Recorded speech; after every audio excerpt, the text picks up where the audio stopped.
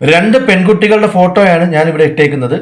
ഒരുമാതിരിപ്പെട്ട ആൾക്കാർക്ക് കാര്യങ്ങൾ മനസ്സിലായി കാണും. അറിയാൻ വയ്യാത്തവരടുത്ത് ഞാൻ പറഞ്ഞുതരാം. അതായത് ഇൻസ്റ്റാഗ്രാമിൽ റീൽസിന് വേണ്ടി KSRTC ബസ്സുകളിൽ ആളില്ലാത്ത സ്ഥലങ്ങളിൽ ആണുങ്ങളുടെ അടുത്ത് വന്നിരുന്നിട്ട് ഇവർ വീഡിയോ ഷൂട്ട് ചെയ്തിട്ട് എന്നെ പീഡിപ്പിച്ചു, എന്നെ ഉപദ്രവിച്ചു എന്ന് പറഞ്ഞൊരു പെൺകുട്ടി.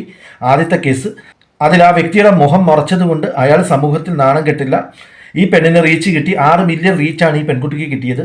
രണ്ടാമത്തെ കേസ് എന്ന് പറഞ്ഞാൽ ഒരാൾ ഒരു തിരക്കുള്ള ബസ്സിൽ അയാൾ തട്ടാൻ വേണ്ടി എൻ്റെ ദേഹത്ത് തട്ടിക്കോ, എൻ്റെ മറ്റു സ്ഥലങ്ങളിലൊക്കെ നിങ്ങൾ കൈകൊണ്ട് ഇടിച്ചോ എന്ന് പറഞ്ഞാൽ അതിൻ്റെ അയാളുടെ മുന്നിലോട്ട് പോയി നിന്ന് മനഃപൂർവ്വം പുഞ്ചിരിച്ചുകൊണ്ട് ബോധപൂർവ്വം അയാളെ കൊണ്ട് കൈകൊണ്ട് തട്ട് മേടിച്ചിട്ട് അത് റീൽസ് ആക്കി 6 മില്യൺ 3 മില്യൺ അതുപോലുള്ള റീൽസുകൾ ഉണ്ടാക്കിയിട്ട് ഇവൾ സമൂഹത്തിൽ ഇവൾക്ക് റീച്ച് ഉണ്ടാക്കുക, ഇവൾക്ക് വരുമാനം ഉണ്ടാക്കുക, ഇവൾ പ്രശസ്തിയാവുക എന്നുള്ള ഉദ്ദേശത്തിൽ ഒരു പാവപ്പെട്ട മനുഷ്യൻ ആത്മഹത്യ ചെയ്തു.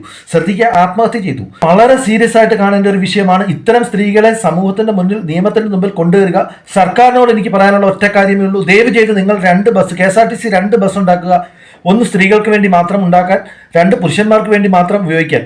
അല്ലാണ്ട് പുരുഷനും സ്ത്രീക്കും വേണ്ടിയുള്ള ബസ് ഉണ്ടാക്കി കഴിഞ്ഞാൽ എങ്ങനെയാണ് ഒരു പുരുഷൻ ധൈര്യമായി സമൂഹത്തിൽ ഒരു ബസ്സിൽ കയറി വരുന്നത്? ഒരു തിരക്കുള്ള ബസ്സിൽ അയാൾ ചിലപ്പോൾ ഒരു സീറ്റിലിരിക്കുകയായിരിക്കും, ഒരു പെൺകുട്ടി വന്നിരിക്കും, ചിലപ്പോൾ അയാൾ ഉറങ്ങിപ്പോവും, അയാളുടെ കൈയെവിടെ ഇരിക്കുന്ന കാലെവിടെ ഇരിക്കുന്ന അയാൾ അറിഞ്ഞു കാണില്ല.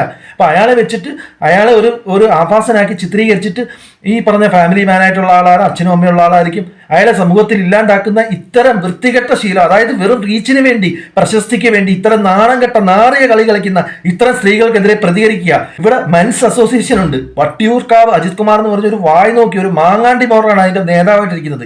അദ്ദേഹത്തെ പോലുള്ള കഴിവില്ലാത്തവരെ തൂക്കിയെടുത്ത് കളഞ്ഞിട്ട് നല്ല കഴിവുള്ള ചുറുക്കുള്ള ആൾക്കാരെ, സ്ത്രീ വിമോചനത്തിന് വേണ്ടി പോരാടുന്ന സ്ത്രീ സംഘടന പോലെ തന്നെ പുരുഷ സംഘടന മെൻസ് അസോസിയേഷൻ ശക്തമാക്കാനുള്ള പ്രവർത്തനം നടത്തുക. പഴയ കാലത്ത് സ്ത്രീകൾ എങ്ങനെയാണോ പീഡിപ്പിക്കപ്പെട്ടിരുന്നത് അതേ അവസ്ഥ ഇപ്പോൾ പുരുഷന് വന്നുകൊണ്ടിരിക്കുന്നു. ഈ 2 കാര്യങ്ങളാണ് എനിക്ക് ദയവ് ചെയ്ത് പറയാനുള്ളത്.